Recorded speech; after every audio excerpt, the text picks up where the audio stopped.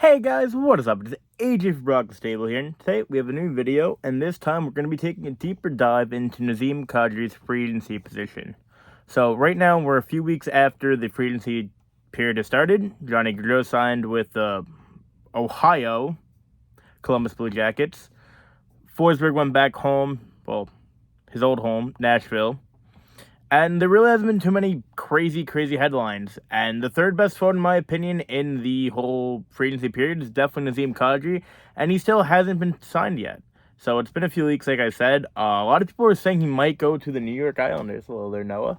That'd be quite cool because everyone knows how Lou works, and how last year they didn't announce the Parisian Char deals basically until they were there in training camp. So people are speculating that. People are saying maybe he's waiting for the Avalanche to clear up cap in a Sam Girard trade. Who knows? No one really knows. It's all just rumors and speculations, but that's why we love hockey and hockey talk, because it's all rumors and speculation, and no one knows nothing for the most part. So we're going to go through all of the realistic options for Kadri and where he can go this offseason. So we'll get into that. There's 6 teams. I break down the reasons why he should go there, why he shouldn't go there, and, why it's a fit, why it isn't a fit. But we have some work to show before that for what his value is and why he is as ranked high. Blah, blah, blah, blah. But before that, we have a few little slides of showing how good he is and why he's going to get paid what he deserves to get paid. So without further ado, let's get right into it. But before that, if you like these NHL current idea videos, let me know. I'll do more of these. Leave a like, subscribe. I'm going to be doing content every other day, basically. Either this, gaming, or just random NHL videos. So hope you guys enjoy everything I'm putting out. Let's get right into it now, for real. So, Kadri's stats for the last 6 seasons. He's played 413 games. Remember that there were the 2 COVID-shortened years. And in those 413 games, he scored 138 goals, got 177 assists for 315 points. So that's really good. A little bit over 0.75. Gets it done. Could be a little bit higher, yeah, but I mean, you're getting a great two-way player. You know what you're getting with Nazem Kadri, and you know how effective he's going to be on both ends of the ice. The other thing to worry about is his age. He is 31 years old, turning 32 in October, so that's going to have to come into play for term and the amount of money a team gives him, because obviously towards the end of the deal, if it's a 5 to 7 year deal, he's going to not be the same player he is right now, obviously. Next up, we're going to look at one of his most important tools of his game and his faceoff percentage. Over the last 6 seasons, he has a faceoff percentage of 48.1 in 2016-17, straight 50 in 17-18, 55.2 in 18-19. In 19-20, he won 56.8% of his faceoffs, which is insane. That's close to Bergeron numbers. 2020-21, 52.8, and then this past season, 49.7, which is a little bit worse, but still, 49.7 is not a bad number. He's a very good centerman, and, I mean, center's the most valuable position offensively, obviously. So you also have to take that into effect. This is where I had a lot of fun, comparing contracts to Nazem Kadri. So you're comparing the player, comparing their contracts, looking at Nazem Kadri's last contract, and then I made a little bit of a range. This is all just in my head, no math done whatsoever, just looking at numbers and vibes. His last contract is $4.5 million. Fair. Not fair in that way, fair as in that's what he got. It was fair money, though. Range for this contract, I'm looking at 5.8 as a minimum for the Colorado Avalanche, and I think the max a team should give him is 8.15. A team going over that would be very risky, and it would look very desperate signing Kadri for over 8.5. I wouldn't really want to go over 8.25. He's a very, very, very good player. Is he a number 1 center? No, but he's a very productive player on both ends of the ice. And this is where we're going to compare what he could be making to guys that are in the league with their contracts now. Obviously, a guy like Brayden Schenn signed his contract a little while ago, so he'd be getting a lot more money now. Still comparable because they're comparable players. But at the bottom, we got Philip Deneau in Los Angeles, $5.5 million. Incredible defensive defenseman, defensive center. Offensively, He was better last year than he was in the playoffs, and then with the Montreal Canadiens 2 years ago. He's a very good center. I've always been a fan of his game, and I wanted him on the Islanders a long time ago, like 3 or 4 years ago.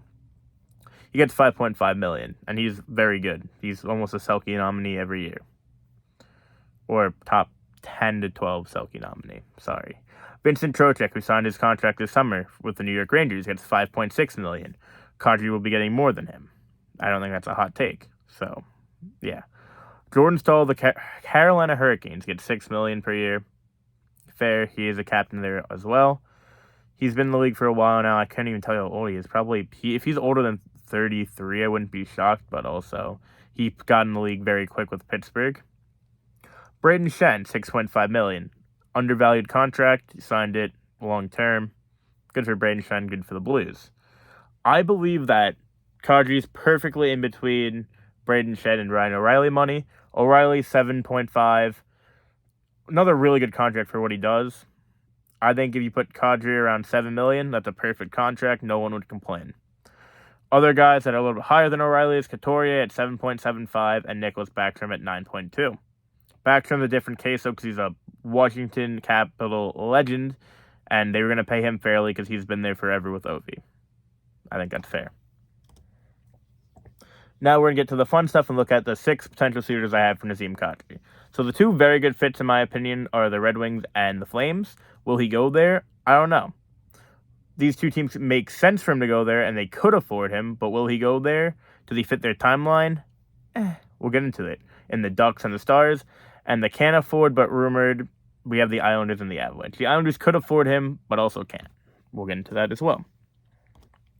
And we're going to go from least likely to most likely, and as you can see, least likely, I have the Anaheim Ducks. 1, they do have the cap room to sign him with 28, yes, $28 million available. But do they want to use that $28 million on a player like Kadri? Obviously, they're not giving him $28 million. Don't get me wrong. But in Elliot Friedman's podcast, they think Mason McTavish is their number 1 center for the future. They don't think it's Trevor Zegras. So in my head, that might make them want to move Zegras to the wing. Kadri could be a perfect guy to put at center to have Zegras try out the wing and test that out. I don't hate that idea at all, but that's if they don't see Zegras as being the number 2 center, because I don't see him being the number 2 center as well. So if they move him to wing, it'd make a little bit more sense. But Elliot Friedman on the 32 Thoughts podcast did say that they believe that Mason McTavish is their number 1 center in the future. And obviously, it's going to be like this for every team, but Nazem Kadri is a good player and a solid fit because he could play both sides of the puck and effectively. The reason why I don't think he would go there is he doesn't fit in their timeline. Yes, they have Drysdale. Yes, they have Zegras. Yes, they have Mason McTavish coming up. Yes, they have a few other good prospects and young players. They don't have Milano anymore, which is kind of funny. But he doesn't really fit in their timeline. He's turning 32. All these guys are very young. They're not looking to compete or even contend, which is my second point. They're not going to be contenders anytime soon. So Kadri wants to go somewhere. I'm pretty sure he made it very clear that he wants to be on a contender, at least a playoff fringe team, to where he can make them a contender. I think that's fair, and the Ducks are not that yet. They might be that in a year or 2, but they're not that yet. And the final point is they don't need to spend money just because they have it. Cap space is the most valuable thing in the league, and their GM Pat Verbeek said in an interview this summer that they're looking to take contracts in for picks and players, young players / prospects. They haven't done that yet, but they have the cap to do that. Hopefully they do that soon for the Ducks faithful, because right now they're just, no pun intended, sitting Ducks. Here's the projected lines with Kadri. This is me moving Zegras to the wing. Maybe they'll make him second-line center. I don't know. Also, these are from the Daily Faceoff. Don't yell at me for the lines. I did not make them. I just tried to maneuver them as little, but as much to make sense as I could.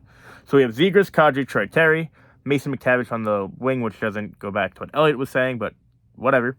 Elliot's going to know more than everyone else. So we got Mason, Strome, and Frankie Vetrano. 2 Rangers, of course. Nice.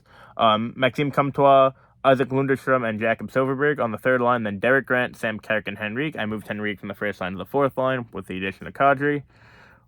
Don't also get mad about the wings. This is just me throwing players that were in the lineup. You could do something completely different. I don't know the Ducks that well. I'm listening to Ducks podcasts, funny enough. I'm trying to learn a little bit more about the Western Conference. Never a bad thing to learn, But I don't know, like, oh, maybe they'd play him and get rid of Henrique. No one's really taking Henrique's contract either. So I feel like they'd still keep Henrique around. He's not taking anyone's spot on the third line, so I threw him in the fourth line. Next up, we have the Dallas Dunt Stars. They have a little under 11.5 million in cap available, so they do have the room to get him. So they could do that, and they could use him to make one final push with the Tyler Seguin, Jamie Benn era. Obviously, he does help. He's a very good player, and no one's going to say no to having a good player on their hockey team. But does it make sense for them to have this good player at such a high cost? That's where the question comes in. And in my opinion, it doesn't make sense for the Dallas Stars to sign him because they already have Roope Hintz, Tyler Seguin. Yes, he could be the third-line center, but you're going to spend that much money on centers alone? I don't know. You could. It would make their team look very good, but they have a very big hole in the right defensive spot with John Klingberg gone. You could just give John Klingberg the money instead, which would make more sense now that he's not going to Carolina because they got Burns. You can just give him the money if he's willing to come back and you're willing to take him back after all the drama they have been through the last year and a half now. I don't think they really need him, but they could use him, and he would make them a very good team. Here's the lines with Nazem Kadri. You got Jason Robertson, Roope Hintz, Joe Pavelski, very good. Jamie Benn, if he could, play as good as he used to, which he won't, more than likely. Tyler Seguin, Guryanov, fine. That's a good second line. Not a great second line, a good second line. This third line is very nice, and Mason Marchment, Nazem Kadri, and Luke Glendening. That'd be a very nice third line. Glendening doesn't move the needle, but he's a very good player for him still, in my opinion. Offensively, he's not going to produce as much as you'd want a third liner with Kadri and Marchment, scoring, but we'll see what he can do. Maybe he gets the job done there. And then fourth line, playoff legend Joel Kiviranta, Radek Foska, and Jacob Peterson. That's a very solid 4 lines. But the thing is, do they think that's enough to beat Colorado, beat out Edmonton? No, it's still not, but it's getting better. They almost beat Calgary, so I still don't think they would have beat... They probably would have lost 4-1 to Edmonton, so if they beat Calgary in Game 7. Up next, this is the most interesting one in my opinion. We have the Detroit Red Wings. Nazem Kadri with their 9.496111 AAV left for the cap space. Kadri could be the perfect fit for Stevie Y and the Red Wings. Because right now they have Dylan Larkin as their 1C, and they signed Andrew Kopp at $5.5 million to be their 2C. Andrew Kopp's a very good player, but is he second-line center material? He had a very good year this year. Is he going to do it again? I don't know. I think if you move Kopp down to the third line and you sign Kadri as well, you're looking at really good center core with those 3 guys. So you sign Kadri, you're more than likely a playoff hopeful. I know it's an NHL, the video game term, but if you sign him, you guys are more than likely making the playoffs, in my opinion, because they have had a very good offseason. They've gotten everyone. They got Kubalik, they got Perron, they got a few other really good players as well. But as it says explained here, it makes sense after the offseason they had. They signed David Perron, a veteran, a grizzled veteran, who, why would he go to Detroit if they're not looking to win? Getting Kadri is a winner's mentality move. I don't think they signed David Perron just to have him sit there and eat up cap for 2 years and help the young kids. I really don't. I see them making a big move, and Nazem Kadri could be that move to push them to the next level in their heads. The only things that make me think they might not do it is it really rushes their rebuild. They sign Kadri, and now it pressures on. Everyone's here. The core is here. You guys got to win now. At least be a playoff team and continue to grow. There's no, we had an off year, yada, yada. No, you have to start doing it now once you get Kadri. And then if they are bad with Kadri, you just have him at a high cap hit and probably another 3 or 4 years after this year. He's just sitting there wasting his prime years in Detroit, and they're not good for at least this year alone, this upcoming year alone, if they're not good. I think that's fair to say. Let's look at the lines. We got Lucas Raymond, Dylan Larkin, Tyler Bertuzzi. We got Jacob Vrana, Nazem Kadri, David Perron. We got Dominic Kubalik, Andrew Kopp, Philip Zadina as your third line is very good. And we have Adam Ernie, Michael Rasmussen, and Oscar Sundqvist on the fourth line. That's a very good team that's pushing playoffs, and if not a playoff team, if Zadina and Kubalik can perform on the third line. I think it's very fair to say. Up next is another interesting one in the Colorado Avalanche. The Avalanche only have $3.9 million in cap space, which is why this one's very tough to do. But they would want him back, obviously, because Kadri was a very important role in their Stanley Cup championship. Sakic said it himself, they really want him back if possible. I felt already wrong in the second point. I do apologize, but he's very comfortable in Colorado already. He's lived there for a few years now. He's set up there. He knows the team. He knows the system. He knows everything. He knows it there. It's comfortable. It's considered a quote-unquote home for him. So he wouldn't have to move across the country, find a new team, new house, new system. He'd be set right in where he was last year. And the other positive but negative is your core is locked with Kadri. You have everyone basically where they are now. The cap going up, you might have to make one more move, maybe get rid of Comfort to give McKinnon a little bit more of a raise. I know he has a very nice contract. Depends on how much money he wants. McKinnon wanting less money than he deserves, obviously, could be massive for the Colorado Avalanche, being contenders for the next 5 to 10 years rather than 3 to 6 years. We got to see how that happens, but your core is locked if you sign Kadri, and this is the team you got, and you really can't make too many moves, kind of like what Tampa's doing now. So, obviously, the against part for signing Kadri, they don't have the cap to bring him in. The way they get the cap is trading Sam Girard. His contract is $5 million, but for another 4 more years. So it might take him a little bit more to get rid of that contract, giving up a pick or even a pick and a player, pick and a prospect. We'll see if that even happens. They've been wanting, feels like he's been rumored to be traded the last 2 years now. Nothing's happened. And there's next to no way getting out of this core now. Obviously, like I said, if Kadri signs, this is a team you really can't make too many moves without making like a drastic trade. Which, I mean, Sakic can do. He's done it before, but who knows? So, here we got the lines. We got Gabe Landeskog, Nathan MacKinnon, Mikko Rantanen, Nichushkin. We got Kadri, Lehkonen, Cogliano, Newhook, Logan O'Connor, Darren Helm, Comfort, Jason Magna. That's a really sick team. Maybe get someone instead of Magna, but that's a really, really, really good team looking to contend for the Cup again with their defensive core. That's probably the best in the league, considering they want Sam Girard out, and he's their worst defenseman. What do they got? Makar, they got Taze, Eric Johnson, Bowen Byram, who plays with, I don't think it's Byram Johnson, then it's Girard and someone else. It's going to kill me when I remember the name.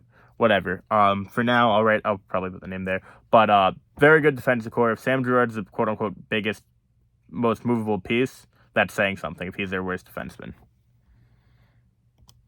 Up next, we got the New York Islanders. We have $11.1 million in cap, but that's with an asterisk because you still got to bring back Alexander Romanov, or sign Alexander Romanov, who's an RFA, and Noah Dobson, as well as Kiefer Bellows. But the fours for bringing in Kadri is that he's a proven playoff player with this last playoff run alone. As long as he's not suspended, he's very good in the playoffs. We all know that. He'll mesh into the Islanders' quote-unquote way right away with the way he plays. The players he's going to play with, they all play a similar defensive-minded hockey. So they could probably mesh well together right away, I'd say, rather than maybe going to a team like Edmonton where it's a little bit more open. The Islanders are more closed and concealed, and I think it would fit Kadri a lot better. With the addition of Kadri, it also gives the Islanders a top 6 boost they need. I know people are worried that he's maybe overperformed because it's a contract year, so that's what they said at his best. But as long as he doesn't completely tank and suck, it'll give him a boost better than what they had. Because then you can move Barzal to the wing. You have Kadri, Nelson, Pajot, Zica. That's a 6 center core as well. That is the one thing that people are saying it's against, is we don't need another center. I disagree. You could just move Barzal to the wing. Barzal's by far the worst center out of the 4 of them. Face-off-wise, defensively, there's no debate. Putting in Kadri lessens the load on Barzal, and maybe he scores more points out of him, becomes a better player. I think it's a very fair debate. The only thing is if it busts and he does not, perform to the level he's supposed to, like the Andrew Ladd deal, that looks really bad on Lou, and that contract's going to be a real killer depending how long it's going to be. My best guess would be 3 by 7, though. 3 years by $7 million. And here's the lines. Like I said, I didn't like the daily face-off line, so I had Barzal, Kadri, Palmieri as your first line. Our first line, Lee, Nelson, Beauvillier, Bailey, Pajot, Wallstrom, Parisi, Cizikas, Clutterbuck. And last but not least, the best fit, in my opinion, is the Calgary Flames. Yes, I gave this team a lot of crap a few days ago and said they're probably not going to be a good team. I take that back. They're going to be a fringe playoff team, but with Kadri, I think they're incredibly, incredibly deep. So I do apologize to the Flames fans that called me out you guys were somewhat right. We still got to see what happens. If you signed Kadri with the cap space of losing Gaudreau, you were right, and I overreacted. But bringing Kadri with their $9.3 million available, it fills in a massive hole in the top six, because right now you have Mikhail Backlund and Blake Coleman in your top six. That's not good. That is the part that was like, ew. Yes, everyone else around him is very good, but having Backlund and Coleman in your top six is not ideal.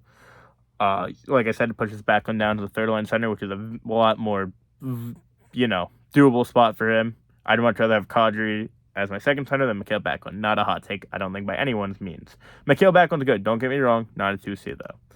And then, like I said, it boosts the offense and makes it look a lot better alongside their top 3 defensive core and Jacob Markstrom. Their defensive core is absolutely filthy. If you don't know it, look at it. I don't want to mess up the names or forget names. Look at it. Insanely good now with Leaguer. The only thing going against bringing in Kadri is that Brad Treliving, their GM, said he wasn't in a rush to use the cap. So if he doesn't want to, lock himself into a Kadri deal, he doesn't have to. He just use cap because cap is the most valuable thing in the league at the end of the day. Here's the lines. You got Huberdeau, you got Elias Lindholm, Tyler Toffoli, Mangiapane, who's on the right wing. I don't know why he's on the left wing here. Maybe, I don't know. You got Mangiapane, Kadri, Blake Coleman. I don't like Coleman there, but I mean, whatever. Jacob Pelletier, their top prospect, Mikhail Backlund, Dylan Dubé on the third line, then Lucic, Monahan, and Trevor Lewis. And that's the video. I hope you guys enjoyed. If you did, leave a like, subscribe. Let me know where you think Kadri's going to go and how dumb any of my points were. I think I did an alright job with this video. Oh yeah, I'm just going to cut that part out. Have a good one, everybody. Peace out.